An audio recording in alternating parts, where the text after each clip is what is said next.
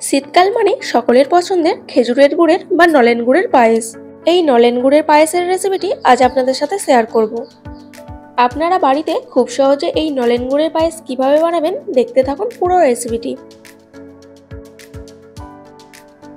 বন্ধুরা, Bengali cooking এ নতুন বন্ধু হয়ে থাকলে চ্যানেলটিকে সাবস্ক্রাইব করে পাশে থাকা বেল আইকন প্রেস করে অল নোটিফিকেশন অন করে রাখবেন।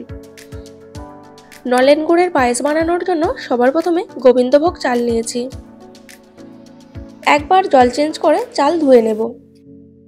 খুব বেশি ধুলে চালের গন্ধটা চলে যাবে। এবার কড়াই নিয়ে নিচ্ছি 1 চামচ ঘি।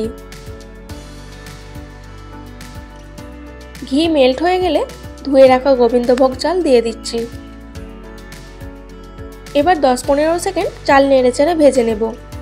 এর ফলে চাল সেদ্ধর সময় নিচে বসে যাবে না, আর চাল খুব বেশি সেদ্ধ হয়ে গেলেও চাল নরম হয়ে গলে যাবে না।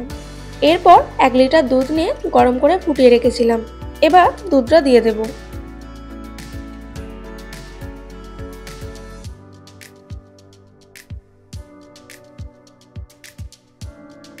এবার গ্যাসের ফ্লেমটা মিডিয়াম রেখে খুন্তি দিয়ে নাড়তে থাকবো, চাল যতক্ষণ না ভালোভাবে সেদ্ধ হচ্ছে।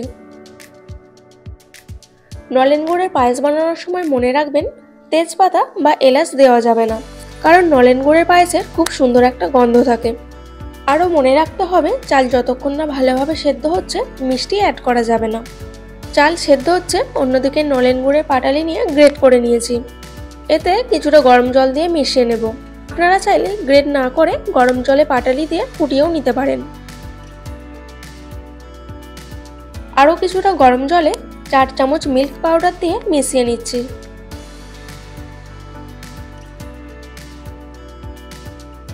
এইদিকে চাল 90% সেদ্ধ হয়ে গেছে।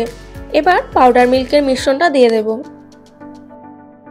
পাউডার মিল্ক মিশিয়ে নিয়ে আরও কিছুক্ষণ চাল ভালো করে সেদ্ধ করে নেব।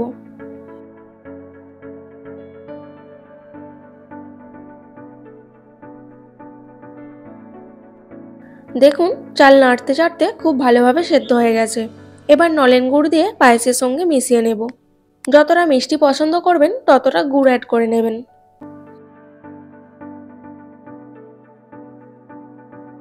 আপনারা দেখতেই পাচ্ছেন, একটু একটু করে পায়েসের কালারটা চেঞ্জ হয়ে আসছে। এই পায়েসের কালারটা দেখতে খুবই সুন্দর লাগে।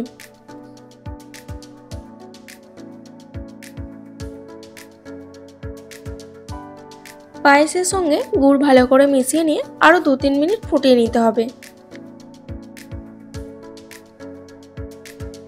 পায়েসটা ফুটিয়ে নেওয়ার পর দেখুন পায়েসের কালারটা কতটা সুন্দর এসেছে।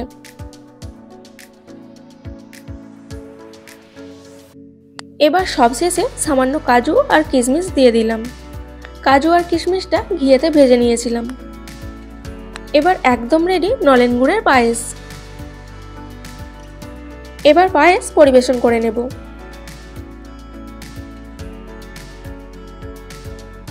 আপনারা দেখতেই পেলেন মাত্র কয়েকটি উপকরণ দিয়ে কত সহজে এই রেসিপিটি বানিয়ে নেওয়া যায়। আপনারা বাড়িতে এইভাবে পায়েস বানিয়ে দেখবেন, স্বাদ একেবারে মুখে লেগে থাকবে। বন্ধুরা, আজকের এই পায়েসের রেসিপিটি আপনাদের কেমন লাগলো অবশ্যই কমেন্ট বক্সে জানাবেন। রেসিপিটি ভালো লাগলে অবশ্যই একটি লাইক দিয়ে কাছের বন্ধুদের শেয়ার করবেন। আরও এরকম নতুন নতুন রেসিপি পেতে চ্যানেলটিকে সাবস্ক্রাইব করে পাশে থাকা বেল আইকন প্রেস করে অল নোটিফিকেশন অন করে রাখবেন।